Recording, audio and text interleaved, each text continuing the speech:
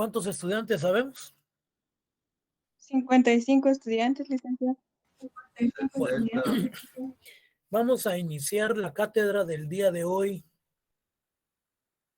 con la ley de titulación supletoria. Vamos a ver la ley de áreas protegidas. Así mismo vamos a ver también la ley de bosques. Vamos a ver.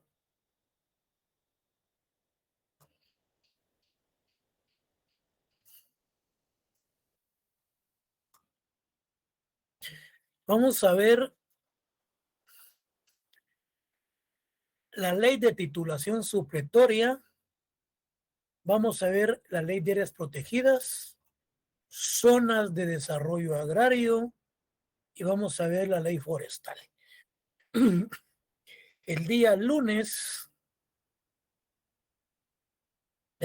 vamos a ver ley de fondo de tierras, con tierra, por tierra y con tierra y el proceso agrario. Estoy pensando en enviarles un laboratorio para de hoy en 8, para que ustedes se pongan ya a prepararse para el día lunes, para el examen. Bueno, miren pues, vamos a ver lo que se refiere a la ley de titulación supletoria. Esta ley se refiere específicamente a una de las formas de adquirir la propiedad. Pero, ¿cuáles son los requisitos indispensables que se requieren para la tramitación de esa titulación supletoria? En primer lugar, se requieren que las personas tengan la posesión del bien, que esa posesión sea pública, de buena fe, por el transcurso de más de 10 años. Eso es lo fundamental de la ley de titulación supletoria. El año pasado, cuando estábamos impartiendo la cátedra de la ley de titulación supletoria, me habla un joven, unos jóvenes de, yo creo, eran de Puerto Barrios, no recuerdo si eran de Livingston, en donde ellos realmente desconocían de la ley de titulación supletoria. Entonces me dicen ellos que ellos permanecieron como 18 años durante la posesión de un bien inmueble. Pero por desconocimiento de la ley, ellos jamás hicieron los trámites respectivos. Como consecuencia de ello vino la municipalidad y hizo el trámite de desalojo, desahucio en contra de ellos y se apropió de esos terrenos. Para que se dé la titulación supletoria, debe de tramitarse ante un juzgado de primera instancia de jurisdiccional, es decir, donde se encuentra el bien inmueble. ¿Qué sucede en este caso? Por ejemplo, yo soy juez, bueno, y la municipalidad hace los trámites correspondientes y llena los requisitos de ley, se le da trámite al Ministerio Público, la municipalidad hace ver de que es una propiedad que se le debe adjudicar a ellos, que les corresponde, bueno, se adjudica la propiedad a ellos. Pero, ¿qué sucede con las personas que se encontraban ahí? Prácticamente perdieron esos terrenos. Puede darse una revisión en donde, de acuerdo a la ley, puede darse una revisión en donde se puede expresar de que realmente ellos tuvieron la posesión durante 19 años. Y por lo tanto, pues, Ya vienen los recursos, el recurso de apelación, se le corre audiencia al Ministerio Público y puede haber hasta una revisión de la adjudicación de ese bien. Bueno, puede llegar hasta la Corte de Constitucionalidad, porque se han violado prácticamente unos derechos adquiridos de las personas anteriormente. Mire, es cuestión de análisis y de interpretación jurídica con respecto a ese caso, que es un caso muy interesante. ¿Qué es lo que nos remite la ley de titulación supletoria? Yo tengo aquí la ley, que es el decreto 49-79. Y se refiere, dice que es un instrumento que permitirá inscribir legalmente sus derechos posesionarios sobre estos, siempre y cuando se llenen ciertos requisitos. Bueno, pongan atención. Considerando que las razones que motivaron la suspensión temporal de los trámites correspondientes a la ley de titulación supletoria y sus reformas fueron justificables en vista de los graves conflictos surgidos por la tenencia de la tierra en algunas regiones del país, siendo conveniente y aconsejable regular debidamente los derechos posesionarios mediante la emisión de una ley más adecuada a la realidad del país. Es decir, que se creó la ley en virtud que habían ciertos conflictos en cuanto a la tenencia y a la apropiación de la tierra. Considerando que la usucapión, recuerden ustedes que la usucapión es una de las formas de adquirir la propiedad de conformidad con el Código Civil. Entonces, considerando que la usucapión ha sido reconocida por la legislación del país y actualmente está comprendida dentro del Código Civil como medio de obtener la propiedad y pleno dominio de los bienes por el transcurso del tiempo, y siendo sus resultados beneficiosos para el legítimo poseedor que ha obtenido el registro de inmuebles mediante título supletorio. Es conveniente para la seguridad jurídica de la tenencia de la tierra darle forma a un nuevo ordenamiento legal que haga operante esta inscripción. ¿Qué nos remite el artículo 1 de lo que es la ley de titulación supletoria?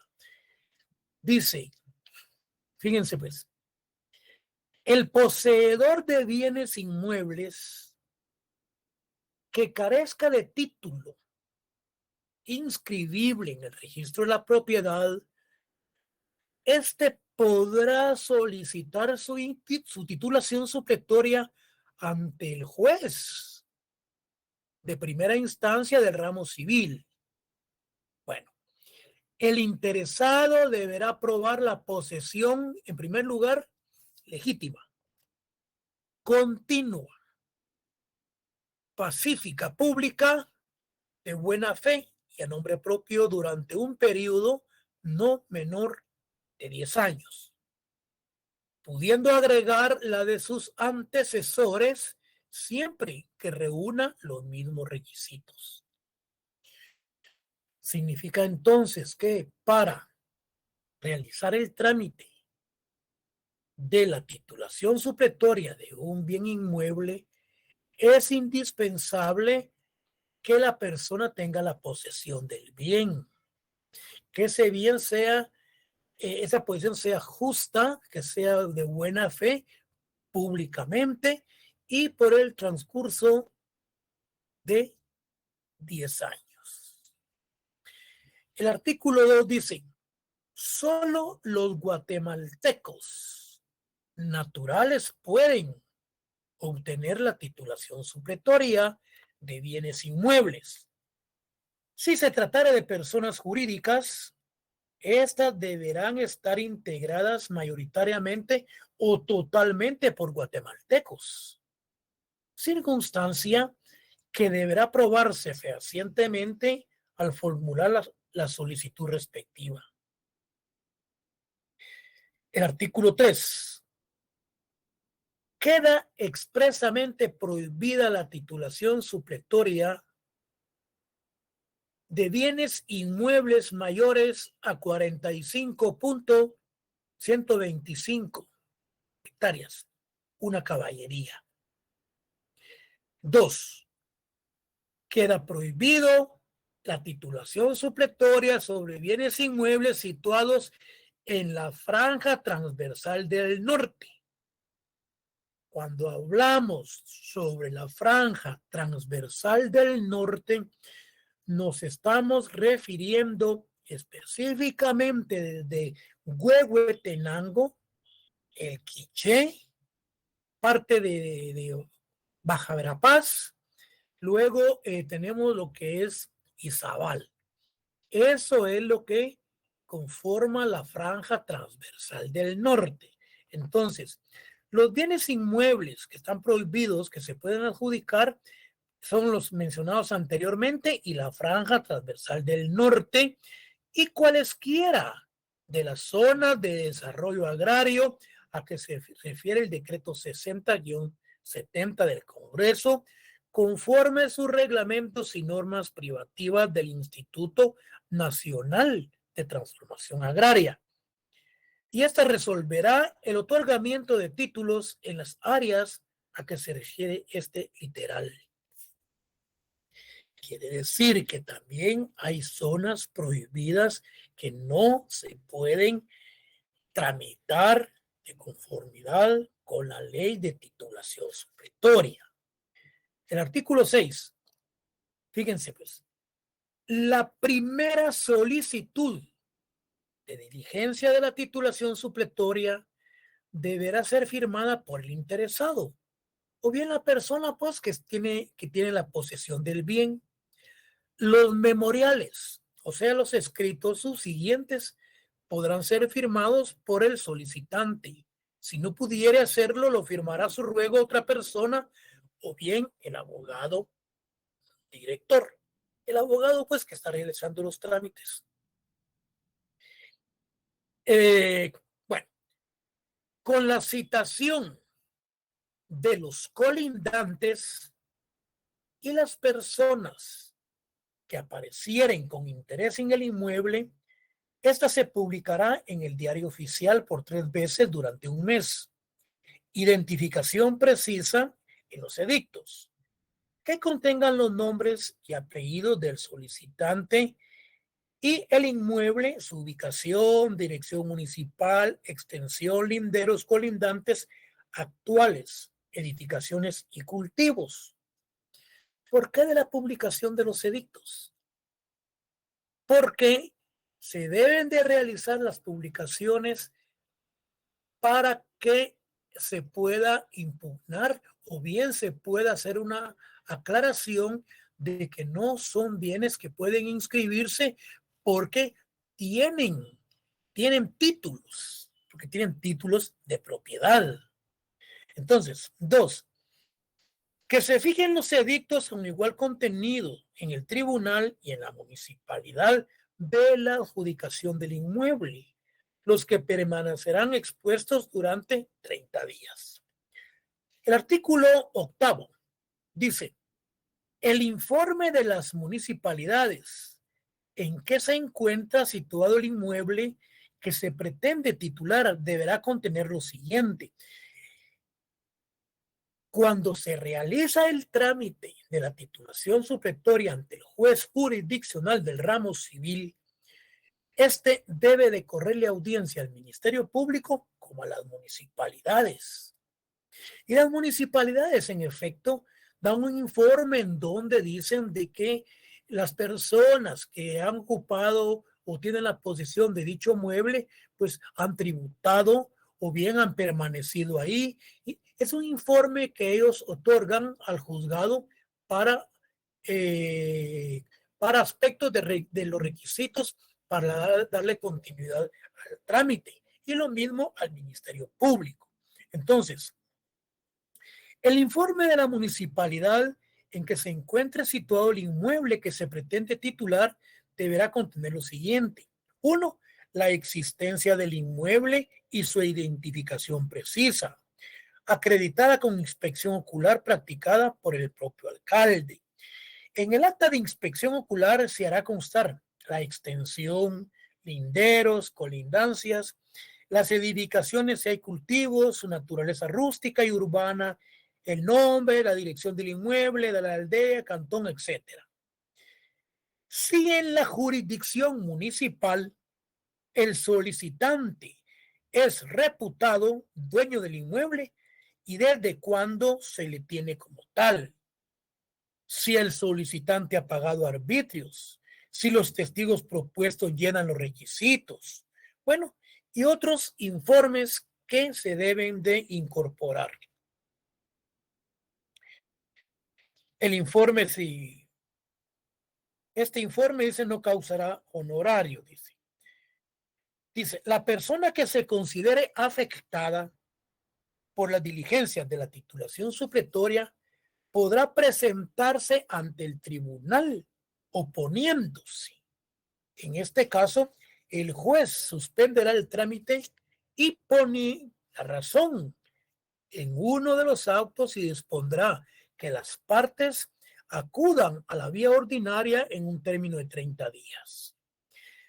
Terminada la controversia, podrá proseguirse la diligencia siempre que el fallo sea favorable al solicitante, incorporándose el expediente copia certificada del mismo. Es decir, que debe tramitarse en la vida ordinaria a través de otro juzgado el problema que ha suscitado. El artículo 10 dice, concluidas las diligencias, el juez dará audiencia por 8 días al representante del Ministerio Público y con su contestación o sin ella dictará resolución en la que aprobará o improbará la titulación supletoria. Entonces, con atención, contra este auto de esa resolución del juez procede el recurso de apelación. Es decir, que ante ese auto, ante esa resolución dictada por el juez, el agraviado pues está inconforme y debe de plantear entonces el recurso de apelación. El artículo 12 dice, contra las resoluciones, fíjense bien, que denieguen o suspendan el trámite de una titulación supletoria y la que apruebe o deniegue finalmente el título, procede también el recurso de apelación interpuesto por quienes intervienen legalmente. Artículo 13. El que pretenda mediante las diligencias de una titulación supletoria titular un inmueble cuya titulación esté prohibida por la ley, recuerden, zonas de desarrollo agrario como el patrimonio familiar, o que ya está son unas que están prohibidas, o que ya está inscrito en el registro de la propiedad y incurre en el delito de falsedad. Incurre en el delito de falsedad ideológica que establece el Código Penal. En igual delito incurrirá el que hubiere aportado a las diligencias de titulación elementos de juicio o declaraciones que no se apeguen a la verdad o que induzcan a error. El artículo 14 se refiere, mientras no haya transcurrido los 10 años a que se refiere el artículo 637 del Código Civil, las diligencias de titulación supletoria, estas podrán revisarse, ya sea a instancia de parte o interesadas por el Ministerio Público. Este es el trámite entonces de la ley de titulación supletoria. Dice, si la nulidad se declara con lugar, se mandará a cancelar en su caso la inscripción en el registro de la propiedad y se certificará lo conducente para los efectos de las sanciones penales. En todo lo no dispuesto en la presente ley serán aplicables las disposiciones del Código Procesal Civil y Mercantil. Este es, más que todo, el trámite de la titulación supletoria. Que habla, la persona que se considere afectada por una inscripción hecha al tenor de la presente ley podrá discutir judicialmente su validez mientras no haya consumado la prescripción adquisitiva. ¿A qué se refiere el artículo 637 del Código Civil? Esto es la tramitación de la ley de titulación supletoria. Sigamos. Licenciado, ¿Qué manda? una pregunta referente al artículo 8 de la ley de titulación supletoria, donde dice, en la literal E, dice que el informe no causará honorarios. ¿A qué se refiere eso? ¿Honorarios de parte del licenciado o qué tipo de honorarios? Se refiere, sí, se refiere, sí, lo voy a leer y después te voy a explicar. El artículo 8 dice lo siguiente, dice, este informe, dice, cualquier otra circunstancia o dato relativo al inmueble, pero partamos del artículo. El informe que da la municipalidad en que se encuentre situado el inmueble que se pretende titular deberá contener lo siguiente: la existencia del inmueble, su identificación, ¿qué más? Debe ser extendida por el propio alcalde. En un acta de inspección ocular será constar la extensión, los linderos y las colindancias. Todo lo relacionado a aspectos y características del inmueble que se está tramitando. Bueno, sí, está hablando del informe que otorga el alcalde. Entonces dice, este informe no causará honorarios. Lo firmará el alcalde o vicealcalde municipal en su caso y el secretario de la respectiva municipalidad, y este deberá ser enviado al juez de primera instancia que lo haya requerido dentro del término establecido en el artículo anterior, sancionándose la demora injustificada con multa de 10 a 25 quetzales que sean responsables el alcalde o el secretario. Se está refiriendo que ese informe que extiende el alcalde no produce honorarios, es decir, que no le está cobrando el trámite al abogado ni a ninguno de los interesados. Este trámite no causa honorarios. Usted llega, hace el trámite respectivo y le dan su informe para que lo lleve al Ministerio Público o lo lleve al juzgado de primera instancia. Entonces, es un trámite ad honorem. Ya. ¿Okay? Ahí, Bien. eso también incluye los trabajadores de la municipalidad que lleguen a medir los terrenos y todo eso, ¿verdad? Eso ya es cuestión, sí, eso ya es cuestión que son trabajadores de la municipalidad, que ellos llegan, toman las medidas de las extensiones de los terrenos que se van a titular, toman nota, quiénes son los vecinos, quiénes son los que viven, y eso ellos faccionan un acta y lo trasladan a ese informe. El informe lo firma el alcalde o el vicealcalde y lo presentan a quien lo ha solicitado, ya sea el juzgado o los interesados. Los que realizan los trámites, ellos son trabajadores municipales y por lo tanto ellos tienen un salario, ¿sí? ¿Estamos? Sí, gracias, licenciado. Bueno, sigamos. Otra pregunta. Ahora miremos lo que son la ley, vamos a ver, ley de áreas protegidas. Vamos a ver, la ley de áreas protegidas. Miren, nos estamos refiriendo a todas aquellas extensiones de tierra que son protegidas por el Estado. La ley de áreas protegidas. Hay áreas protegidas que son de propiedad privada, pero ellos tienen que darle cumplimiento a las normativas estipuladas en esta ley, o sea, el decreto 489. Vamos a ver qué dice. Miren, pues, este documento les va a llegar, no se preocupen. Miren, la ley de áreas protegidas, considerando, dice, vamos a ver, que la conservación, áreas protegidas, considerando que la conservación, restauración y manejo de la fauna y flora silvestre de los guatemaltecos es fundamental para el logro de un desarrollo social y económico sostenido del país.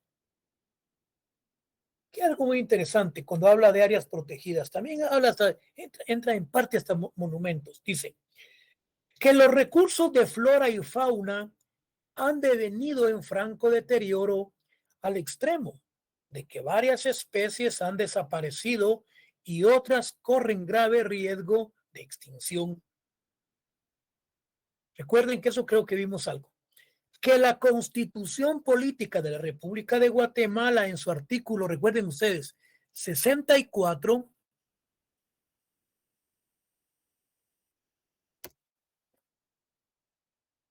en el artículo 64, ya lo vimos, declara de interés nacional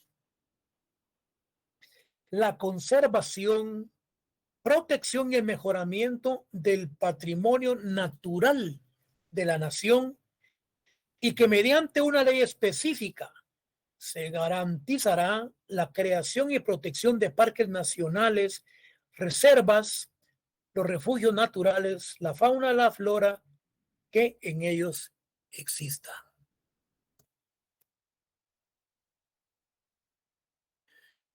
En ellos exista. Dice, vamos a ver, que la adecuada conservación y el mejoramiento del medio ambiente es indispensable. La creación y organización de los sistemas y mecanismos que protejan la vida silvestre de la flora y la fauna del país. Que la virtual ausencia de un plan nacional para la adecuada coordinación y manejo de las diversas categorías de áreas protegidas en el país ha hecho rogatoria la acción individualizada de los distintos entes que la administran. ¿Qué es lo que nos dice el artículo entonces? Ya el artículo 1 de la ley de las áreas protegidas. Miren pues, dice, la diversidad biológica, las diferentes aspectos biológicos, es parte integral del patrimonio natural de los guatemaltecos y por lo tanto se declara de interés nacional su conservación por medio de las áreas protegidas debidamente declaradas y administradas. Dice el artículo 2, se crea el sistema guatemalteco de áreas protegidas, integrado por todas las áreas protegidas y entidades que la administran, cuya organización y características establece esta ley a fin de lograr los objetivos de la misma, en pro de la conservación, rehabilitación y mejoramiento y protección de los recursos naturales del país y de la diversidad biológica. Bueno, el artículo aquí habla, él le va a llegar el documento. Dice, los objetivos, fíjense bien, objetivos generales de la ley de áreas protegidas. Vamos a leer 2. Asegurar el funcionamiento óptimo de los procesos ecológicos esenciales y de los sistemas naturales vitales para el beneficio de todos los guatemaltecos. Lograr la conservación y la diversidad biológica, alcanzar la capacidad de una utilización sostenida, defender y preservar el patrimonio nacional, establecer las áreas protegidas necesarias en el territorio nacional. Entonces, la ley de áreas protegidas también está inmerso aspectos de carácter eminentemente cultural. Áreas protegidas también están los monumentos, pero aquí está específicamente más en aspectos de la flora y cuestiones relacionadas con aspectos agrarios. ¿Qué nos dice el artículo 10? Dice, cuando un área de propiedad privada, lo que yo les mencionaba anteriormente, haya sido declarada protegida, o sea, susceptible de ser declarada como tal, o sea, como área protegida, el propietario de esa área mantendrá plenamente sus derechos sobre la misma y la manera de acuerdo a las normas y reglamentos aplicables al sistema guatemalteco sobre las áreas protegidas. Vamos a ver si hay algo interesante por acá que les pueda venir en el examen. Aquí, para el aprovechamiento, dice, de productos de la vida silvestre protegidos por esta ley, sus reglamentos y leyes conexas, el interesado deberá contar con la autorización correspondiente extendida por la Comisión Nacional de Áreas Protegidas, o sea, CONAP. Es decir, que para la realización de ciertas áreas de explotación o de extracción de madera, o sea, también para las cuestiones relacionadas con para la Navidad, de los cortes de esos árboles de silvestres, de esos árboles que sirven para los arbustos navideños, tienen que tener plenamente autorización. Ahora, la creación nacional de áreas protegidas, ¿cómo se le llaman? Son este árbol de Navidad, tienen un nombre, dos nombres, el nombre científico y el otro nombre que nosotros conocemos, que son los que venden en Pinabete. los pentados pinabetes. Muchas gracias, compañero. Científicamente tienen otro nombre, pero sí eso es el pinabete que nosotros lo conocemos. Bueno, el artículo 59 habla de la creación nacional de las áreas protegidas. O sea, se crea el Consejo Nacional de Áreas Protegidas con responsabilidad jurídica que depende directamente de la Presidencia de la República. Es el Consejo Nacional de Áreas Protegidas, CONAP, depende directamente de la Presidencia de la República, cuya denominación abreviada en esta ley es CONAP, o simplemente el Consejo, como el órgano mismo de dirección y coordinación del sistema guatemalteco en áreas protegidas, creando por esta misma ley con jurisdicción en todo el territorio nacional, sus costas marítimas y su espacio aéreo. Bueno, sigamos, vamos a ver. Yo recuerdo que algo muy interesante dicen: los fines principales del Consejo Nacional de Áreas Protegidas. Vamos a ver, propiciar y fomentar la conservación y el mejoramiento del patrimonio natural de Guatemala. Comisión Nacional de Áreas Protegidas. No tenemos por qué perdernos el día del examen. Miren, ahí estaba ya preparando el examen. Miren, jóvenes, se van a reír. El examen está para resolverse en 10 minutos.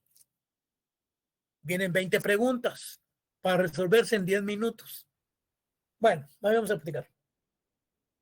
Luego, organizar, dirigir y desarrollar el sistema guatemalteco de áreas protegidas, la planificación. Bueno, quiero encontrar algo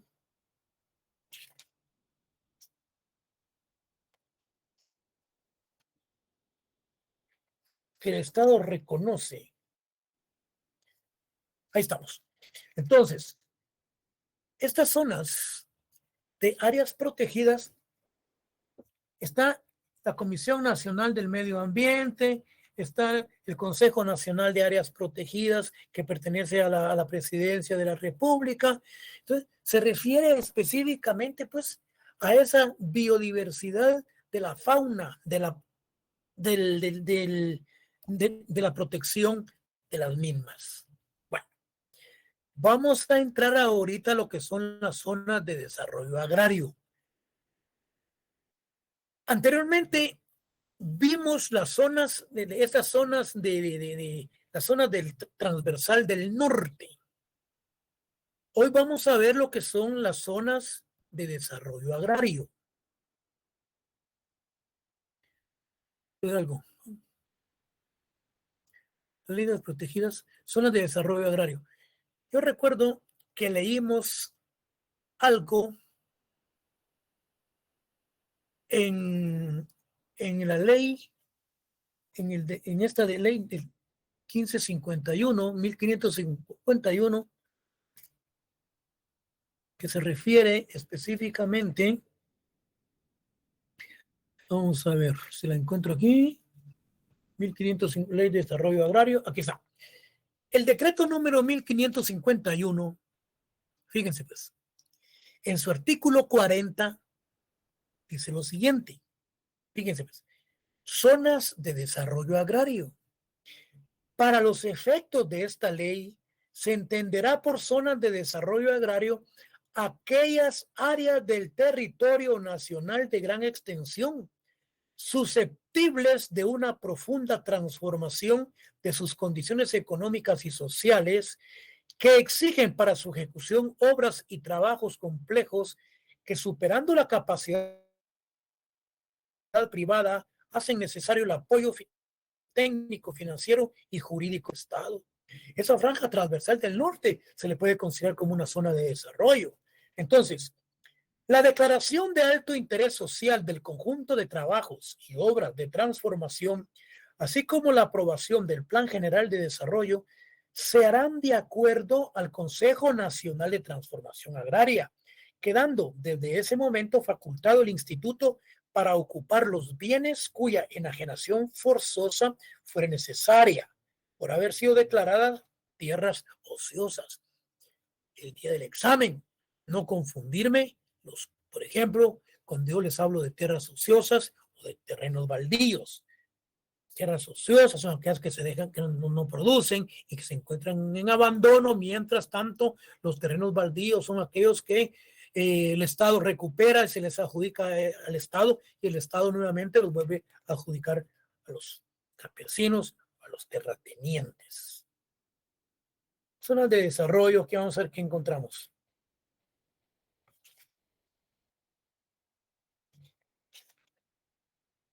Bueno, lo importante es que ustedes ya saben cuáles son las zonas de desarrollo.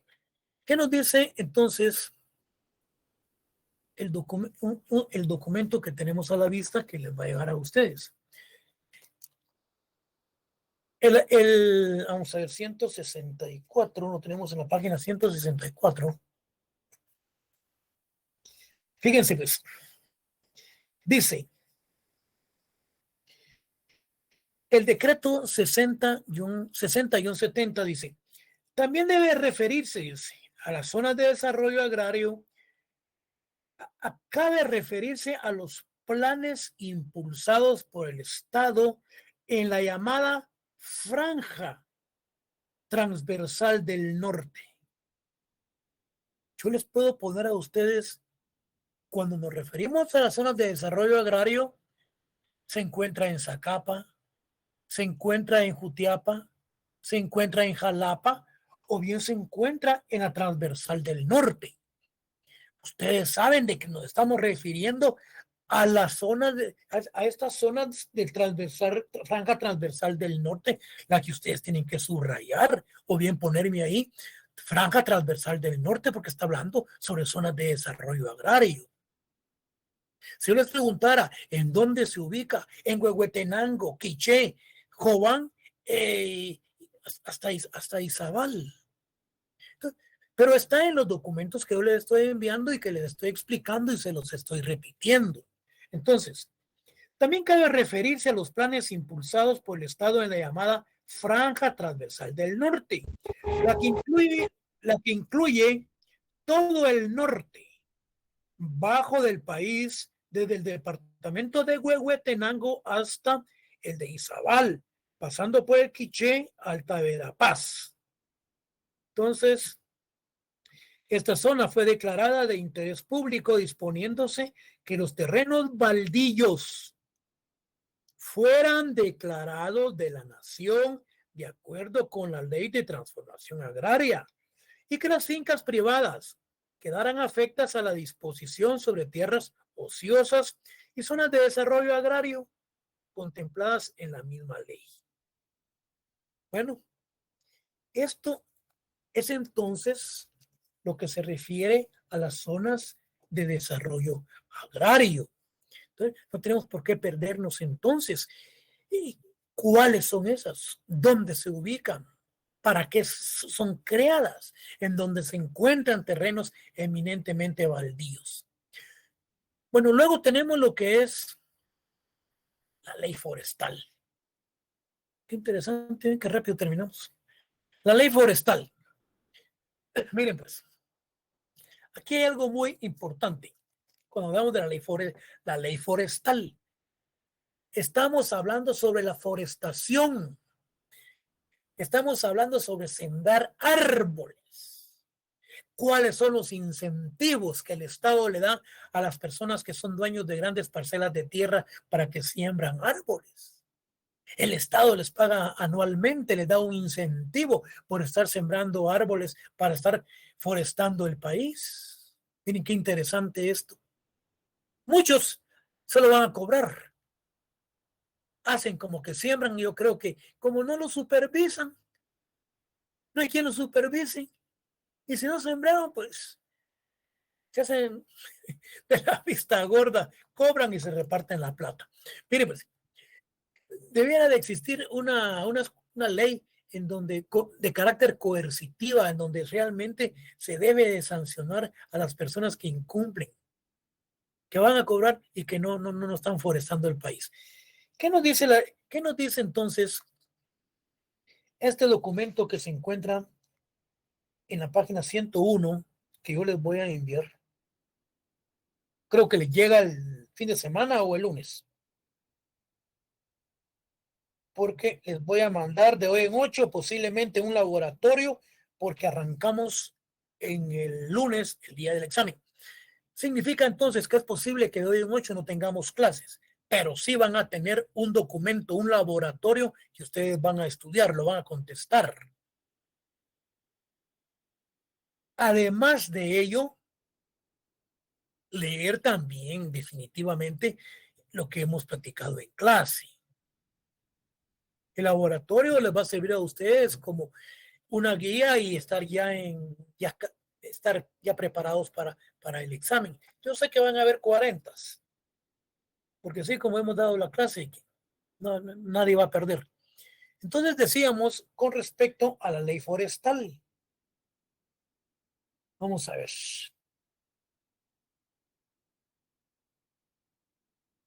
192. Veamos. Esto es muy interesante, porque aquí habla de los incentivos que el Estado le paga a los terratenientes. ¿Qué nos dice el artículo 1 con respecto a la ley? ¿Cuál es su objeto? En la presente ley, dice, de la ley forestal, se declara de urgencia nacional y de interés social la reforestación y la conservación de los bosques, para lo cual se propiciará el desarrollo forestal y su manejo sostenible mediante el cumplimiento de los siguientes objetivos. Mire, cuando hablamos de los manejos sostenibles, nos estamos refiriendo de que, por ejemplo, a final de año, estas personas sembraron 1000 árboles y pasaron su factura al Estado. Viene el Estado y les da su incentivo. Con esa incentivación, desde luego que les queda una parte, y vienen ellos y vuelven a reforestar o a invertir. Eso es cuando hablamos de un desarrollo sostenible. A eso es a lo que nos referimos cuando la ley habla sobre un manejo sostenible. Ellos han sido motivados, incentivados, se les ha cancelado, se les ha pagado para que vuelvan a seguir reforestando lo que es el país. Dice, luego dice, entre los objetivos, reducir la deforestación, promover la reforestación, áreas forestales. Esto es dentro de los objetivos. La creación en el artículo 5, se crea el Instituto Nacional de Bosques. No confundirlo con el Consejo Nacional de Áreas Protegidas. Esto es diferente. Se crea el Instituto Nacional de Bosques porque aquí nos estamos refiriendo específicamente a aspectos forestales, a los bosques. Yo recuerdo que cuando vimos la ley del medio ambiente habla sobre aspectos forestales, habla de aspectos híbridos y otros aspectos. Entonces, artículo 5. Se crea el Instituto Nacional de Bosques que podrá abreviarse INAB. INAB.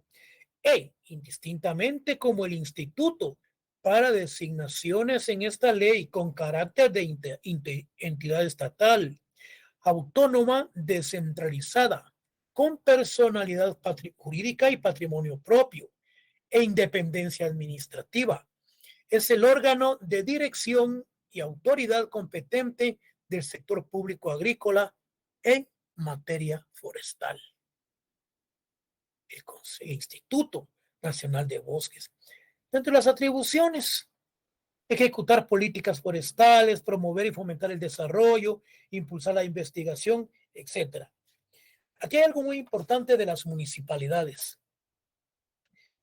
Las comisiones de medio ambiente de las municipalidades, con delegación específica del alcalde, serán las encargadas de apoyar al Instituto Nacional de Bosques.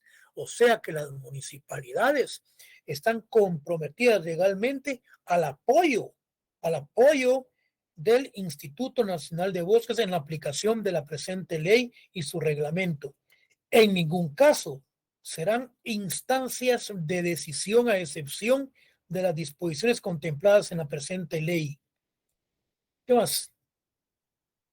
Lo que hablábamos anteriormente. Miren pues, incentivos. El Estado de Guatemala otorgará incentivos por medio del Instituto Nacional de Bosques, o sea, el INAB, en coordinación con el Ministerio de Finanzas Públicas conforme a esta ley, a los propietarios de las tierras, incluyendo a las municipalidades que se dediquen al proyecto de la reforestación y mantenimiento en las tierras de vocación forestal desprovistas de bosques, así como el manejo de bosques naturales, y a las agrupaciones sociales con personería jurídica que, en virtud del arreglo a la ley, regulan terrenos de propiedades de los municipios, y estos incentivos no se aplicarán a la reforestación derivada de los compromisos contraídos según los casos indicados en la ley. Significa entonces que el Estado incentiva a las personas que se dedican a la forestación en el país, a la reforestación. Aquí tenemos algo que se refiere al Código Penal cuando hablamos de los incendios forestales. Quien provocara incendio forestal será sancionado con multa equivalente al valor del avalúo que realice el INAB y prisión de 2 años a 10 en caso de reincidencia. ¿Qué más? Delitos contra el patrimonio nacional forestal cometidos por autoridades. Es decir, pues, estos delitos son cuando los trabajadores del INAU vienen y se ponen a extender licencias o explotar árboles, el Pinabet, como mencionaba la compañera, y sin autorización alguna del Instituto Nacional de Bosques, porque para la explotación de ese producto de árboles debe de traer su marchamo y está regulado que sí, en efecto, pueden comercializarse. Delitos contra el patrimonio nacional forestal cometidos por autoridades. Quien siendo responsable de extender licencias forestales, ya sea cuando hablamos de las licencias forestales, estamos hablando de las licencias que se extienden para extraer maderas, así como de autorizar manejo de los bosques. Se extienda licencias y autorización sin verificar la información que requiera esta ley y sus reglamentos, o la autoridad que permita la comercialización o exportación de productos forestales, en verificar que existe fehacientemente la documentación correspondiente y será sancionado de 1 a 5 años. Miren, hoy se mira muy poco, pero anteriormente ustedes viajaban para el Atlántico, miraban los grandes camionadas de maderas finas, las cuales habían sacado del Petén y que estaban ingresando para los aserraderos de aquí de la capital o de lugares circunvecinos sin autorización, al extremo que venían hasta policías nacionales custodiando los camiones que traían ese producto sin las licencias respectivas. Y si eran las licencias, pues eran documentos falsos. Sin embargo, como eran personas con mucho poder político, como se da hasta la actualidad, bueno, les ponían hasta custodio para que en el trayecto ellos no fueran pues, no fueran intervenidos, no fueran parados, no se les confiscara el producto del cual ilegalmente estaban ingresando al país, al territorio, es decir, a la capital. Bueno, el día lunes, perdón, nos vamos a poner las pilas, vamos a ver lo que es la ley de fondo de tierras, vamos a ver con tierra, con tierra, la Secretaría de Asuntos Agrarios, y le vamos a picar y vamos a ver el proceso agrario y sus principios. Es lo que terminamos. Sí, el día viernes, ustedes les va a llegar un documento que tranquilamente es un laboratorio donde se van a sentar y se van a poner a contestarlo. Prácticamente es como que van a hacer un repaso, como que ya estén estudiando y preparándose para el examen del día lunes. Jóvenes, ha sido un gusto, pues. Pasen feliz noche. Si hay alguna pregunta, pues estamos a la orden. Gracias por la cátedra, licenciado, muy amable. Ahí estamos a la orden. Muchas gracias, Listo. Feliz noche, licenciado.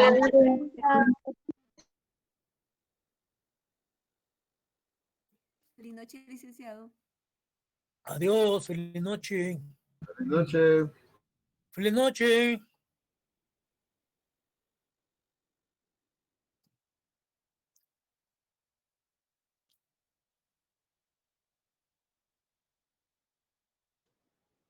Feliz noche. Dios.